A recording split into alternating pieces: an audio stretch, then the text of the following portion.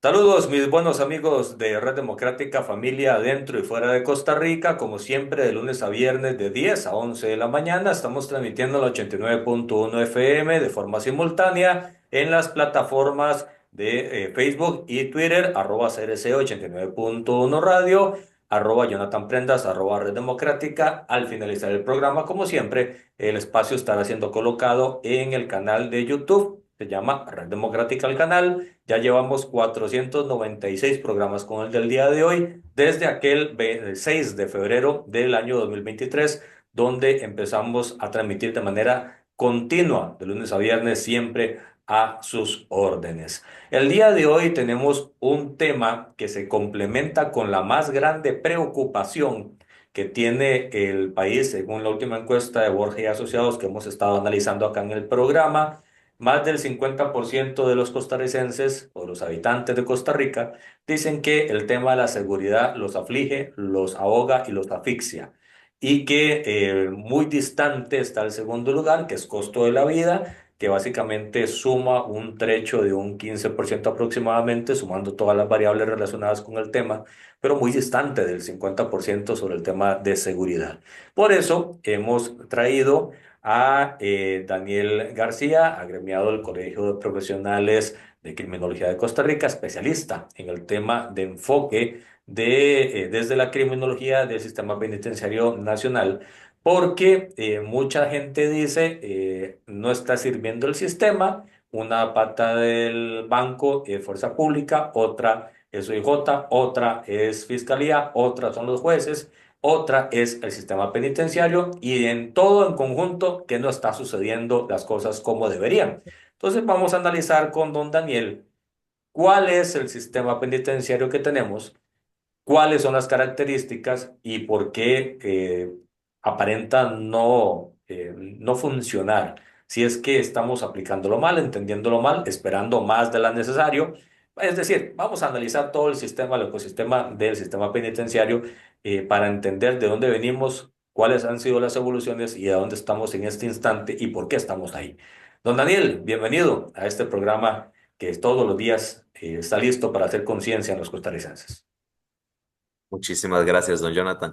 Con esa introducción se tocaron muchísimos puntos que cada uno sería, bueno, suficiente para hablar por más de una hora sobre la pregunta, los sistemas, es decir, los sistemas de justicia o la cárcel funciona, se ha hablado muchísimo y no recientemente, no es un problema reciente, ha sido un problema desde el momento en que la cárcel existió en la forma en que la conocemos, como la forma principal de castigo, como una institución no solo de encierro y separación, sino también una institución que tenía la intención de reformar a las personas. Podemos hablar en Podemos hablar quizás sí desde el siglo XIX, de los años 1800, cuando Costa Rica todavía no tenía su independencia, ya en otros países se venía discutiendo. ¿La cárcel funciona, sí o no? ¿Cómo podemos hacer que la cárcel funcione? Y es que en términos concretos, poniéndolo en lenguaje simple, la cárcel se supone que es no solo un lugar donde la gente va a ser castigada, sino que es un lugar donde la gente eh, cambia, donde se tiene que ejercer algún tipo de acción, algún tipo de política, de dirección, de regulación que vaya a cambiar a una persona. Ahora, algunos se preguntarán si es posible realmente que una persona cambie o no. Yo creo que esa es la cruz del asunto cuando se escucha la discusión de las personas hablar sobre la cárcel. Muchas veces no vamos a simplificar ni a dividirlo ni a decir que simplemente son dos bandos, pero al menos para mí como apreciación personal, muchas veces sí se llega a distinguir de esta forma. Quienes creen en que una persona es capaz de cambiar y quienes no creen que una persona es capaz de cambiar. Ahora yo me inclino más por llamémoslo quizás una posición integradora. Las personas, por supuesto que pueden cambiar, o si no, todo este modelo social que tenemos de educación, no solamente en la parte de justicia, sino todo el modelo de educación, de moralidad, de incluso de reconocimiento de la libertad de una persona, de ese libre ejercicio de la voluntad a través del castigo.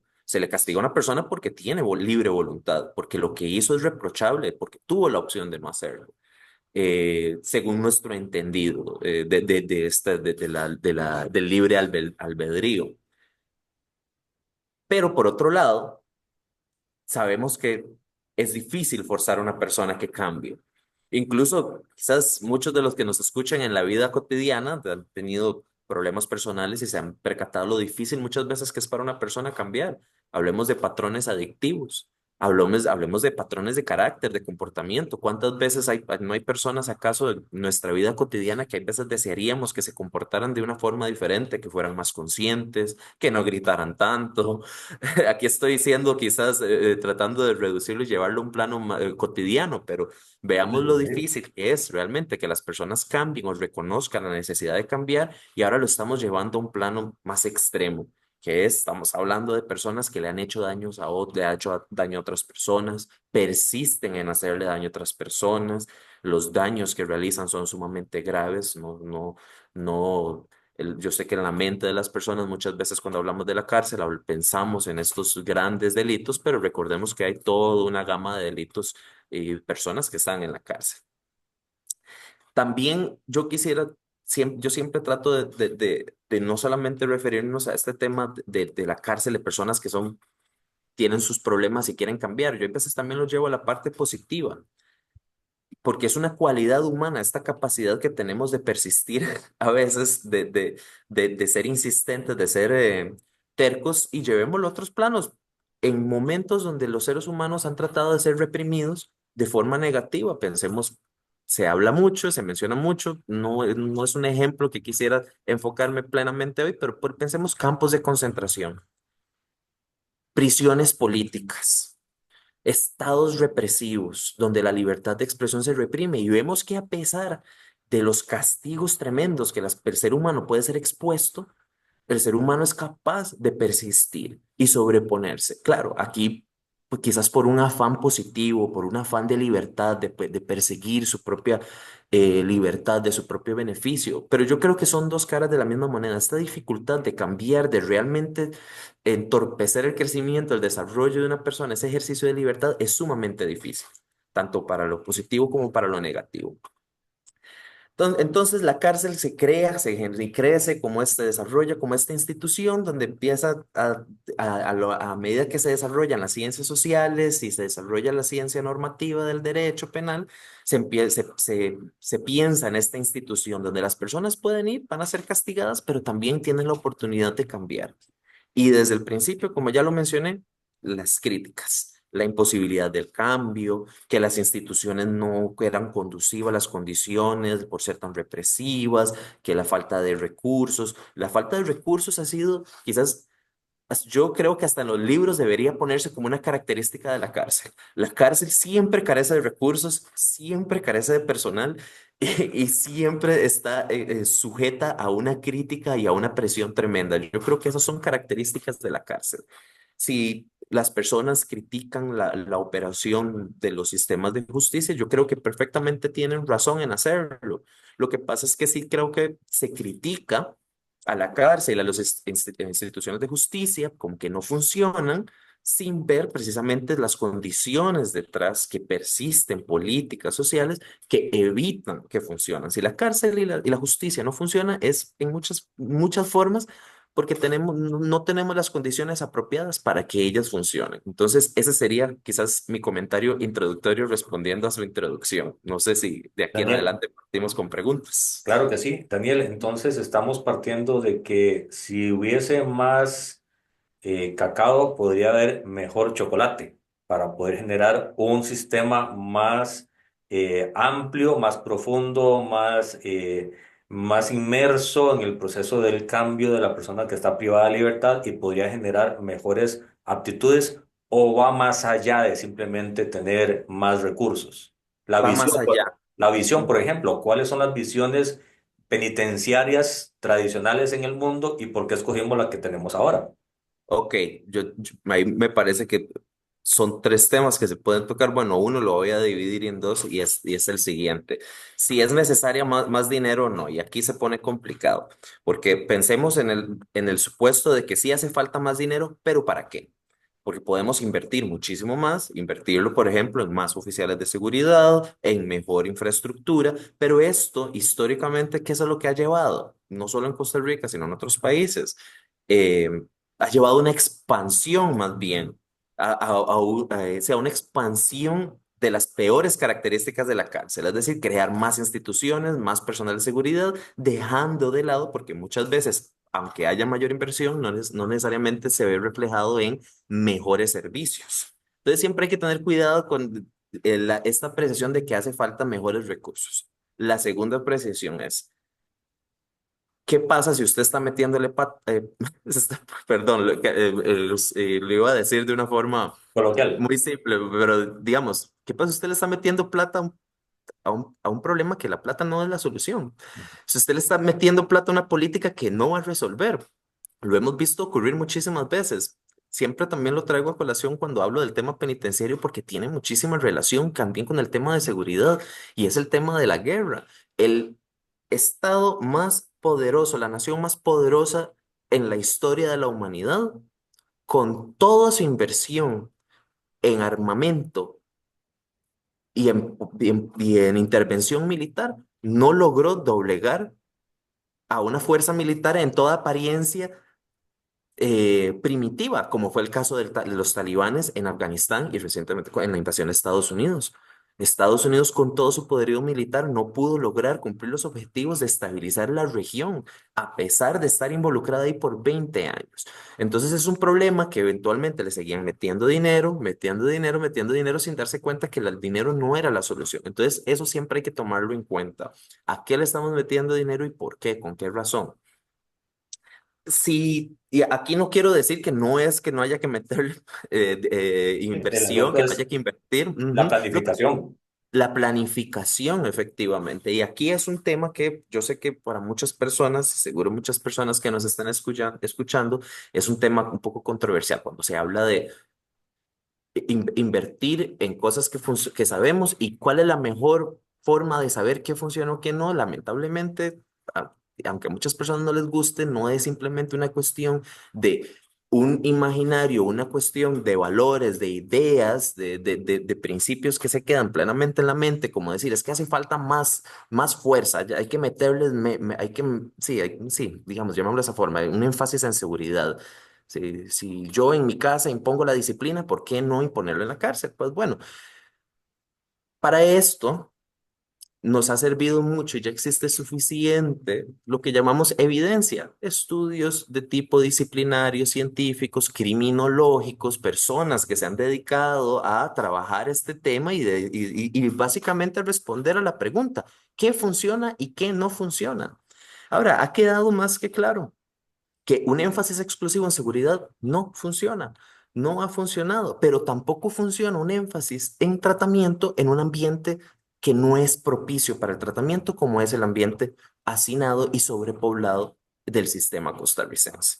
Entonces, aunque le metamos más dinero a esta parte del tratamiento, a este enfoque, a esta dimensión, mientras persistan las condiciones en las que está el sistema ahorita, no va a funcionar. Y eso, como usted lo mencionó, es porque el sistema penitenciario no opera en aislamiento, no opera de forma independiente. Es parte de una institución, de un articulado de instituciones que tienen que trabajar en conjunto y hasta el momento, pues lamentablemente no lo han hecho. Aquí hay que ser delicado porque no es una cuestión tampoco reciente. Los problemas que estamos viendo en el sistema costarricense se vienen desarrollando desde, pongámosle quizás en lo mínimo hace 30 años. Así es. Ujú. Entonces, llegar y pretender y resolver el conflicto, señalando, apuntando a otras instituciones como las responsables de ciertos problemas, viene a ser contraproducente, en, digamos, en mi opinión, esto que quede bien claro. Em, sí, perdón, había una tercera pregunta y era, El tema de cuál de todos los modelos estamos ejecutando y por qué no otro.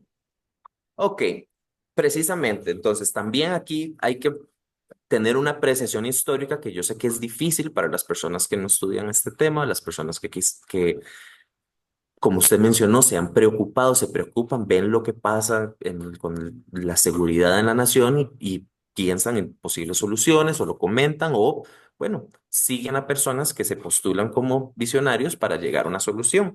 Lo que pasa es que también hay que recordar, así como las personas, los países tienen su historia, han pasado por etapas de desarrollo y eventualmente llega a un punto donde, ok, ¿cómo es que llegamos aquí? Y eso hay que entenderlo propiamente para saber cómo avanzar a partir de ahora. Costa Rica ha pasado por muchísimas etapas, ha utilizado muchísimos sistemas y se ha dado cuenta, o el tiempo ha revelado que algunos sistemas no han funcionado. Y aquí también hay que ser delicado, porque algo que no haya funcionado en el pasado no significa, puedo entender que no significa que no vaya a funcionar nuevamente en el futuro. Si San Lucas no funcionó antes, es porque quizás no teníamos los recursos para hacer que verdaderamente funcionara San Lucas. Posiblemente sí, ahorita San Lucas pueda funcionar con los recursos que tenemos. Yo dudo mucho de eso, porque hay ciertos patrones que se repiten que no tienen que ver con los recursos, sino que tienen que ver con asuntos de humanidad, con asuntos de tratamiento, con asuntos eh, de todo esta idea que hemos venido desarrollando, que le llamamos derecho, que le llamamos derechos humanos, algunos llamarán medidas de cariño, pero tenemos que entender que el país tomó una decisión que no fue antojadiza, sino que fue producto de una serie de sucesos que nos llevaron a donde estamos ahorita, lo que muchos llaman el modelo garantista. ¿Por qué es que Costa Rica decidió este modelo? Ah, Y no es fue, no precisamente, fue, cuando decís que no fue antojado, significa que no fue que es una decisión de un gobierno de turno y ahí quedó, sino que es no, parte de una visión de es desarrollo. es una visión de desarrollo. Em, y aquí vamos a ver, cuando hablo de toda esta apreciación histórica, hay que recordar que, bueno, San Lucas estuvo abierto más de 100 años. La penitenciaría central estuvo abierta, bueno, casi unos 60 años. Y en todo ese plazo Costa Rica cambió. En todo ese plazo Costa Rica tuvo repuntes en desarrollo, tuvo sus altibajos, conflictos sociales, tiempos estables, tiempos inestables, pero Costa Rica nunca fue la misma. Entonces hablar de una Costa Rica del pasado donde esas estrategias no funcionaron, pero puede que funcione ahora, quizás, en mi opinión, no reconoce que Costa Rica nunca fue igual. Las circunstancias están siempre constantemente cambiando. El, y estas circunstancias fueron las que inspiraron el modelo actual. No hay que olvidar que el modelo que escogimos, o que se escogió para nosotros, no solo es uno que se adaptó a las condiciones políticas y culturales de nuestra nación, sino que fue el resultado de una serie de sucesos críticos, como fueron la declaratoria de vergüenza nacional de la Penitenciaría Central. Y esto es algo que quizás la mera expresión no registre lo que significa denominar a una institución como vergüenza nacional. Es algo que perpetuamente va a ser reconocido como tal por la forma en que se declaró. Es decir, el proyecto Nación, lo que como Costa Rica, lo que a lo largo de los años y las décadas, los políticos, nosotros, ciudadanos, todos hemos ido construyendo como este ideal de lo que Costa Rica debería ser, nos topamos con una institución que a todas luces no es lo que nosotros queríamos. Tampoco San Lucas en ese caso, aunque no hubo una declaratoria similar para San Lucas, aunque más recientemente se ha hablado más también de reconocer a la isla prisión como también un tipo de vergüenza nacional. Pasa también lo siguiente, llegan los ochentas y los funcionarios técnicos penitenciarios, junto con ya los mandos políticos, se empiezan a percatar de que el sistema no está funcionando. No está funcionando en un entendido muy similar al que actualmente manejamos. Empieza a haber sobrepoblación, el tema de la reinserción, eh, em- eh, ¿cómo se llama? De la reincidencia empieza a cobrar cada vez mayor importancia en la discusión nacional y los mismos funcionarios empiezan a desarrollar, a tener intercambios internacionales y empiezan a desarrollar una idea de lo que el sistema podría ser. No solo pensando en términos de inserción social o de reinserción social o de resocialización, sino también en términos quizás económicos incluso. cómo desarrollar un sistema que reconozca a la persona que está ahí encarcelada, que reconozca el valor que esta persona puede tener para poder cambiar y cómo lograr evitar en la mayor medida lo posible gastos innecesarios. ¿Y cuál es el peor gasto que una cárcel puede tener? Tener una persona encerrada que no debería estar ahí. No porque no tenga responsabilidad penal, sino porque sería esta persona perfectamente capaz de recibir atención, de cambiar su vida, de sujetarse, de tener acceso a recursos que le ayudarían a salir adelante con su vida sin estar necesariamente en la cárcel. Y así es como se desarrolla nuestro sistema, creando la estructura básica que ahora conocemos y bueno, o sea, algunos quizás no lo conozcan por estos nombres, pero bueno, lo que era el nivel institucional, es decir, la cárcel cerrada, semi-institucional, como un tipo de transición y comunidad, que es más abierta para personas, muchas veces con libertad condicional o medidas alternas. Y entonces así se desarrolla este modelo que deja de ser progresivo, bueno, en su mayor parte, y empieza a reconocerse el valor que puede tener la persona privada de libertad para decir, ok, yo quiero, no quiero que simplemente se refieran a mí como un objeto de atención, sino también que se me pregunte cuáles son las cosas que yo quiero, cuáles son mis deseos, mis necesidades para poder cambiar. No simplemente deseos para yo vivir la forma más cómoda en la cárcel, que esta es la forma que se interpreta muchas veces. No es simplemente la idea de que eh, preguntémosle a él qué quiere hacer y llevemos adelante ese plan. No, sino que es, además de toda la estructura técnica que existe, preguntémosle qué desea hacer de su vida, qué experiencia laboral tiene, qué le falta en educación, qué apoyos tiene. Eh, y, y así es como se ha venido desarrollando en los últimos 30 años nuestro sistema. Eh, Se ha enfrentado a muchísimas limitaciones, muchísimos problemas. Por ejemplo, yo creo que uno de los más controversiales es el tema del trabajo penitenciario. Con esta idea, y es que es un tema muy delicado, porque si la idea es cambiar a una persona y que la persona tome sus propias decisiones y logre desarrollarse, usar sus propias fortalezas y desarrollarse como persona que le permita vivir alejado del delito, la pregunta es, y yo se la hago a usted, don Jonathan, me gustaría saber su opinión. ¿Es necesario obligar a esa persona que trabaje? Y por trabajo en sentido amplio, es necesario obligar a esa persona que estudie, es necesario obligar a esa persona que trabaje, a que lleve el tratamiento. El tema va mucho por la función de la visión país que se tiene de ese segmento poblacional que está dentro de un sistema cerrado o semiabierto, porque si estamos en el espíritu de la reinserción o la resocialización, se le deben dar estas herramientas para que lo puedan lograr. Ahora, es parte de la repregunta que te tenía. El sistema no funciona por mucho, o aparenta no funcionar por muchas cosas. Entre ellas hay muchos mitos, me parece, de lo que debería de ser y no se hace por el morbo del qué dirán o el morbo derechos humanos sin necesariamente Sí, transgredir ninguno.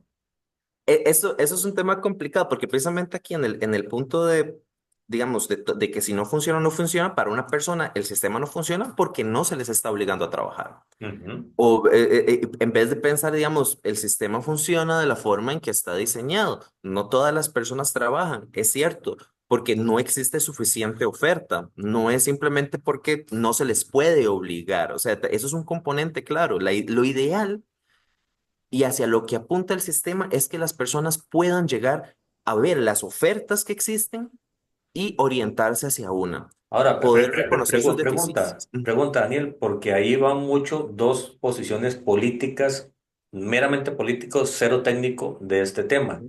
Y es el hecho de obligarles a trabajar como parte de la pena que se le está dando por un delito o obligarlos a trabajar para formarlos en una reinserción, una resocialización para que sea Claro, apto ir de nuevo a la sociedad. Hay dos sí, ideas muy diferentes en el fundamento. ahí la primera sería más bien el fundamento para la pena privativa de libertad la pena de trabajo forzado con privación de libertad, que existe en varios países, aunque ha venido también en los países en los que existe poco a poco ha ido cambiando. Y también, para ser claro, cuando se habla de también el tema de derechos humanos, o sea, que quede completamente claro, incluso los tratados de derechos humanos internacionales reconocen la posibilidad de que exista el trabajo obligatorio. Sí. No existe una prohibición general de que obligar a una persona a trabajar es contra derecho. No, Siempre y cuando no denigre a la persona. Ujú. Eso es todo. Exactamente, no volver a ese trabajo una forma de objeto, digamos, el fin de la pena es la persona que se desarrolle como tal, no simplemente tener, por así decirlo, mejores calles. Pero y también en el sistema penitenciario costarricense, esto, digamos, de nuevo, tiene que ver con la capacidad administrativa que se tenga para poder llevar a cabo este plan. Indiferentemente de la idea que usted tenga, porque aunque en este momento en el reglamento cambie e impongamos el trabajo forzado, no existe la capacidad para poder ejecutarlo. No existen los recursos para poder llevarlo a cabo. Lo que se ha venido haciendo para que también quede claro que no es que las personas simplemente se levantan un día, dicen si hoy quiero trabajar, sí, si no, no, que bueno, en algunos casos puede que se ocurra. Eh, sí existen unidades dentro de las mismas instituciones carcelarias donde las personas firman un contrato. Para entrar a un área, por ejemplo, el Luis Paulino Mora, en San Rafael de Alajuela, y tiene una unidad especial que se llama PAC, donde las personas para ingresar tienen que firmar un compromiso. Y ese compromiso es, usted tiene que estar ocupado todo el día, estudiando, trabajando o formándose en algún tipo de área. Y es Pero eso voluntario.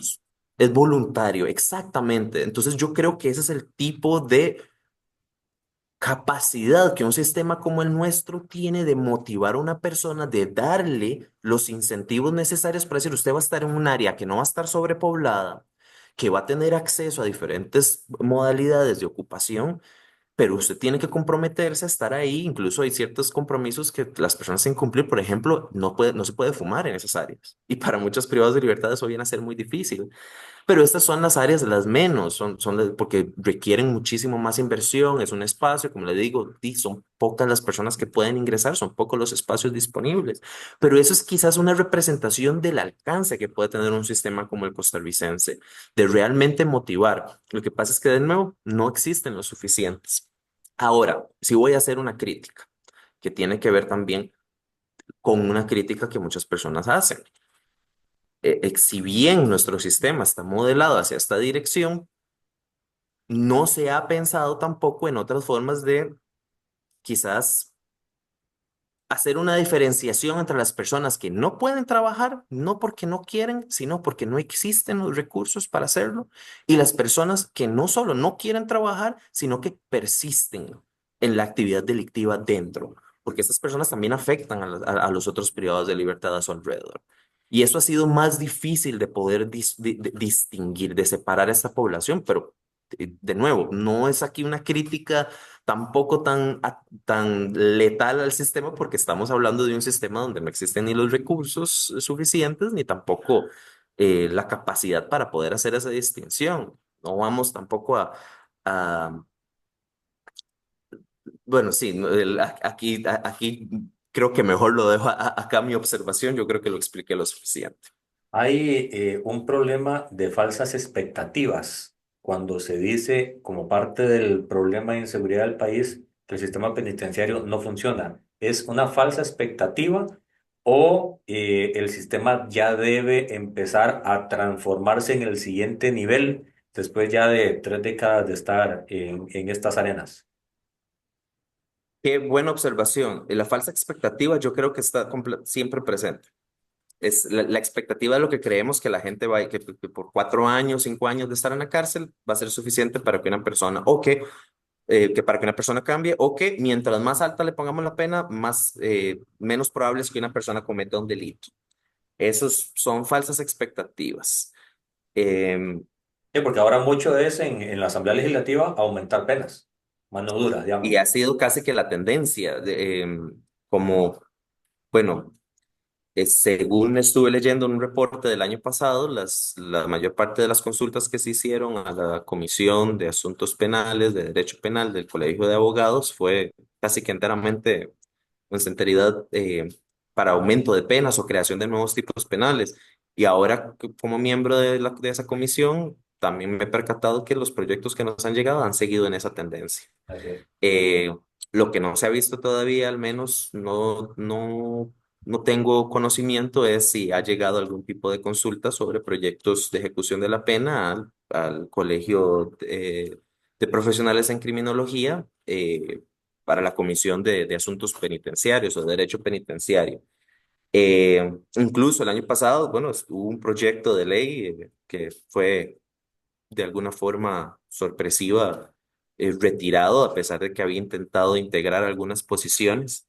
Pero bueno, a todo esto lo que quiero decir es que sí, yo creo que existen falsas expectativas de lo que de lo que un sistema penitenciario es capaz de lograr.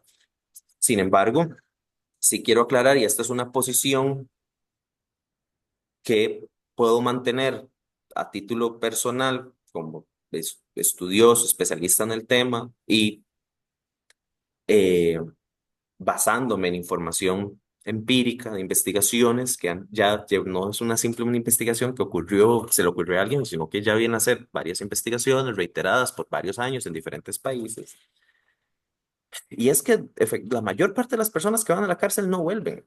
Tenemos, sí, una población minoritaria que constantemente está entrando y rotando y esta es la que se vuelve muchas veces mucho más difícil de controlar, mucho más complicada, es la que las personas, incluso los mismos oficiales, persiste en la memoria de ellos, este tipo de personas que constantemente están entrando y saliendo y eso alimenta muchísimas veces esta imagen de que sí, la cárcel no funciona, pero eh, realmente la mayor parte de las personas que salen de la cárcel no vuelven o no vuelven inmediatamente, no es así un ciclo tampoco. Y tiene mucho más que ver con el acceso a recursos, la estabilidad social que se encuentra afuera, que las cosas que ocurrieron dentro de la cárcel. Y eso es lo más complicado de todo esto, porque el, sí existen diferencias muy marcadas entre una cárcel que promueva más los derechos y las oportunidades que una cárcel que es enteramente represiva. Pero por lo que los datos nos indican, hay personas que indiferentemente de qué tan represiva sea o qué tan permisiva sea, siempre van a volver a la cárcel. O no siempre, perdón, déjenme repetir eso. Van a encontrar la forma de volver a la cárcel, porque no siempre es una cuestión de decisión personal. Y mientras hay personas que no importa tantas oportunidades, qué tan represiva, forman parte de un grupo de personas que van a la cárcel una vez y quedan completamente Curadas. curados. Completamente curados y no es una situación, tiene más que ver con una cuestión de desarrollo personal de la persona, no tanto como lo que ocurrió en la cárcel, aunque por supuesto es importante. Eso es un Entonces, tema muy difícil. Daniel, replanteo y repito la pregunta. Cuando decís que todo este fenómeno de la reincidencia no es tan marcada estadísticamente, entonces hay mucha nebulosa en la construcción social del sistema penitenciario, porque técnicamente sí está logrando que la gente se dé cuenta que hay que portarse bien. Ah, es una falsa expectativa que no está funcionando. Portarse bien. Sí, Bueno, lo que pasa es que quienes, sí, yo entiendo la expresión. Lo que quiero decir con esto es que lo que hemos visto y quizás volviendo a eso que usted mencionó sobre hacia qué debemos ir ahorita, sí, lo que se ha visto, la tendencia más marcada en otros países que se han logrado reducir los índices de criminalidad es que se han enfocado precisamente en esa población.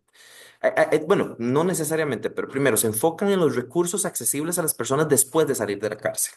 Garantizar que las condiciones sean necesarias, lo suficientemente buenas para las personas, tener acceso a comunicación con instituciones que les puedan otorgar un trabajo, asegurarse que la persona cuando salga tenga un lugar donde vivir, que tenga sus recursos familiares, recursos laborales, oportunidades.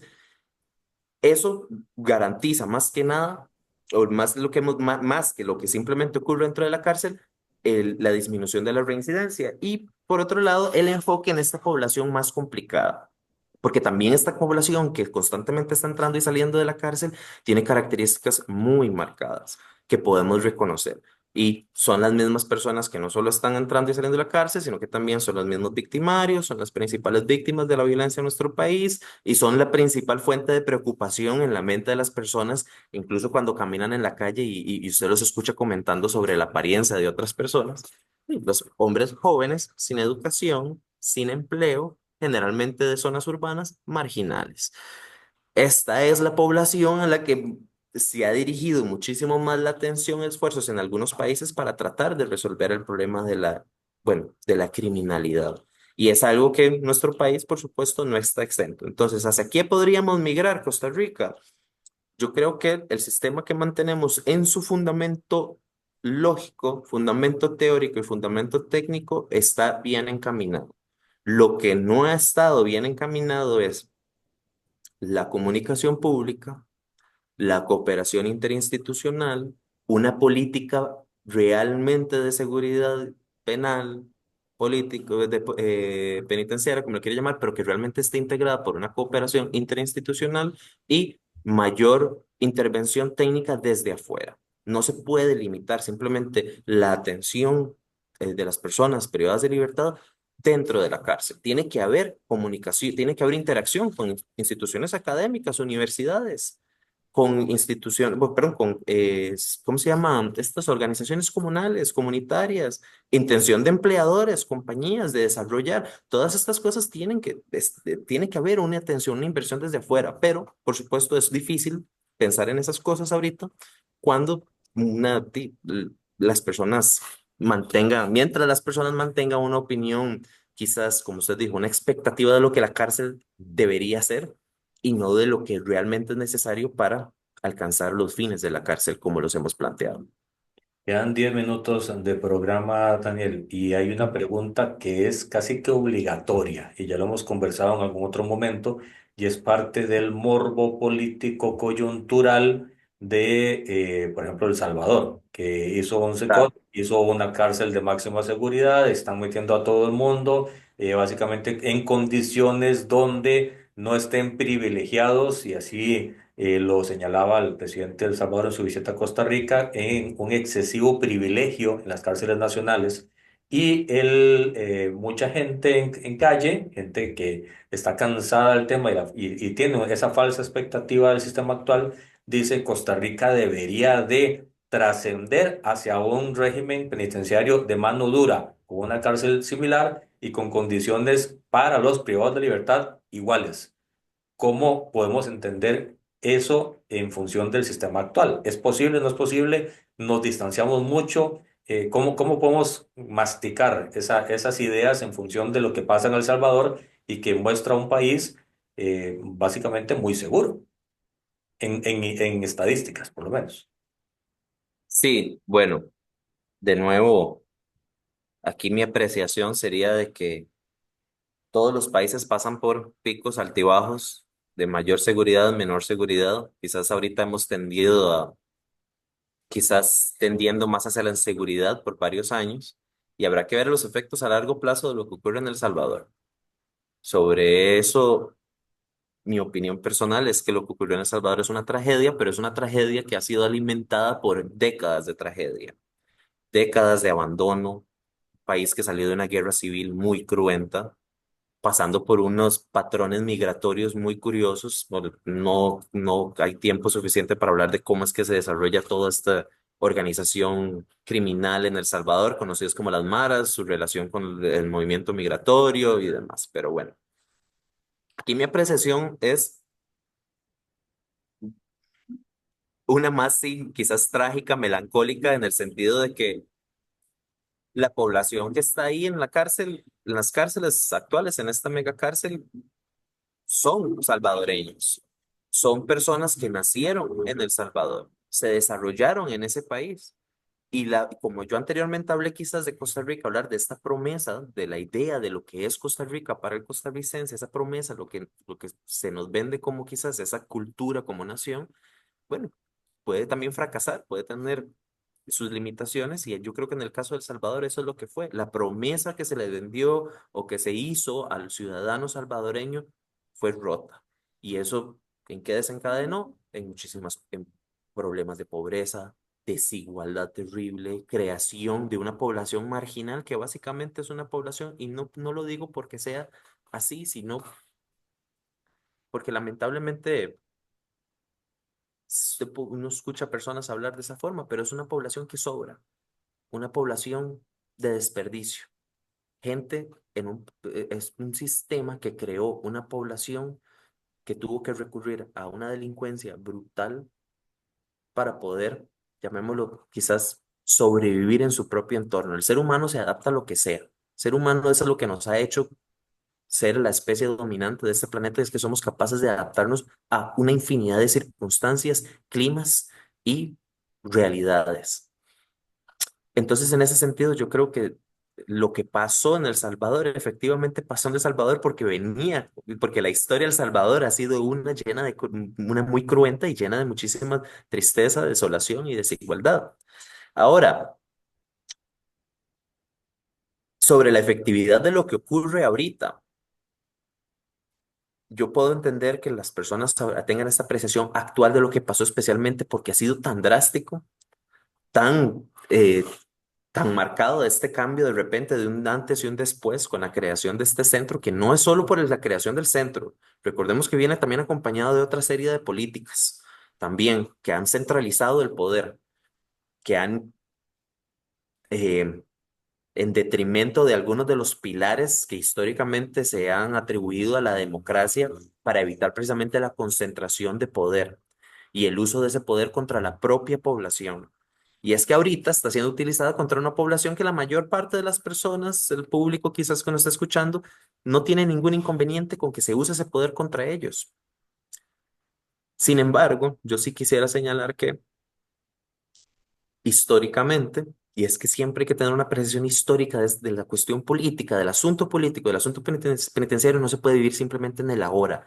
Tiene que tenerse esa apreciación histórica de lo que ha ocurrido y por qué es que nosotros mantenemos las reglas y leyes que tenemos. Y es porque en el pasado hemos visto y hemos vivido momentos muy similares donde grandes figuras han llegado a imponer este tipo de políticas y reciben apoyo popular. El apoyo popular muchas veces es un arma de doble filo.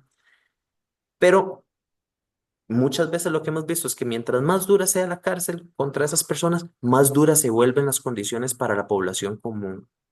Perdón, acabo de decirlo de una forma incorrecta. Mientras más duras se vuelvan las condiciones en las cárceles, también se empiezan a desarrollar políticas que vienen a criminalizar la pobreza, políticas que vienen en detrimento a las libertades civiles.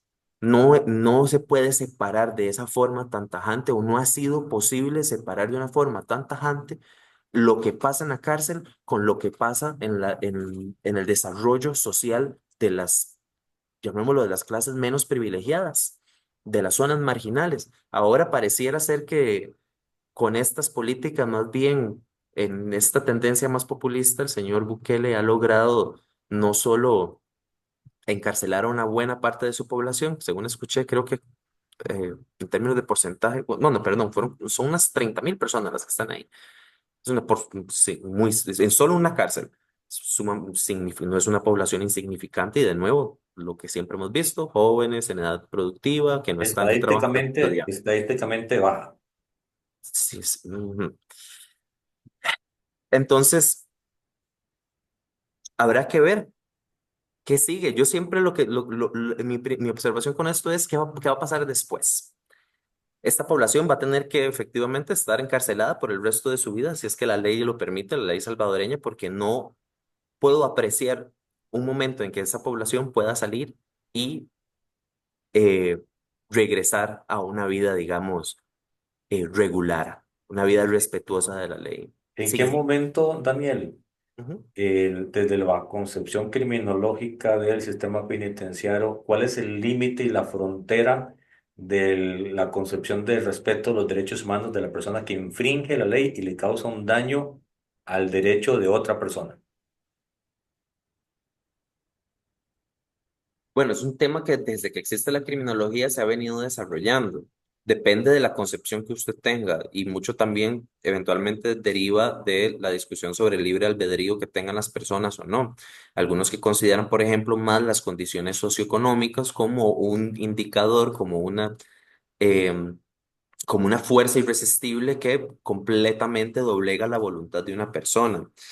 Y ahí es donde se habla quizás de, de una apreciación más integral, más comprensiva de todo el sistema nacional que lleva a una persona a delinquir, pero Es una pregunta que es muy difícil. Recordemos que si bien han existido a lo largo de la historia retazos de humanidad en lo que tiene que ver con el castigo, lo que es uno capaz de hacer a una persona que ha hecho un mal, todo el sistema de derechos humanos es muy reciente todavía. Si acaso va a tener unos 70 años, que en términos de derecho es joven, es quizás es uno de los campos normativos más jóvenes, si bien de los más expansivos. ¿Qué es uno capaz de hacerle a otro ser humano? La verdad es que no está limitado a la práctica criminológica, es una de índole política y por eso yo me resisto ahorita a contestarle de una forma directa, porque la verdad es que incluso entre teorías criminológicas se han desarrollado algunas posturas mucho más coercitivas, mucho más represivas, posturas de personas que creen que defienden la postura de que la persona delincuente, como se le llama, merece el tipo de, un tipo de atención más similar a, digamos, a una instrumental, que es una persona que ha probado que en libertad es incapaz de vivir de forma sana, sin hacerle daño a otras personas, y que eso, simplemente ese hecho, amerita que se te tome completo control sobre la vida de esa persona. Mientras que hay otros que defienden la postura de que la razón por la que una persona comete un delito es perfectamente explicable, más no justificable, y que esa persona merece ser castigada, pero que merece ser también tratada como persona, que es la mejor forma de poder sacarla adelante y cambiar su vida. Finalmente, Daniel, para ya ir terminando este programa, que te agradezco el espacio de agenda porque, como te digo, en las encuestas y en la última esta de Borges Asociados, es muy notorio, el 50% del país está preocupado y ve muy sensible el tema de la seguridad, y la seguridad es todo un paquete, no simplemente el gatillero que llega y mata a alguien. Esa es una parte, ni pequeña ni grande, es una parte del problema. Y otra parte es el tema penitenciario. Y ahí, para terminar de redondear todo lo que has dicho, la pregunta es: el sistema político, la clase política, quienes toman las decisiones en Cuesta de Moras, en Casa Presidencial, en el mismo Hijo, pucha. Ministerio de Justicia, Ok. entienden, entienden el concepto penitenciario profundamente, o se dejan llevar mucho por lo que las masas y el pueblo y las redes dicen que hay que hacer. Estamos entendiendo desde el punto de vista político la necesidad técnica de cómo enfrentar el problema. Primero, porque es algo que recientemente con otros colegas lo discutí. Y es el tema de precisamente este tipo de encuestas. 50% de las personas encuestadas no han sufrido un delito, pero están expuestas a la violencia, ya sea por medios de comunicación y demás. Que eso, por supuesto, no descarta la validez de su preocupación. Incluso yo creo que es lo más normal. O sea, llevémoslo y quizás aquí ya romantizándolo un poco, pero si yo como ciudadano costarricense ver en las noticias el sufrimiento de otras personas, con nacionales, y que perfectamente uno podría estar expuesto a ese tipo de violencia y demás, y por supuesto que es preocupante y yo creo que no se puede descartar. Ese tipo de encuestas en eso, en ese aspecto son muy relevantes para también determinar el nivel de exposición que tenemos a la violencia en medios de comunicación. Sobre la parte política, pues bueno.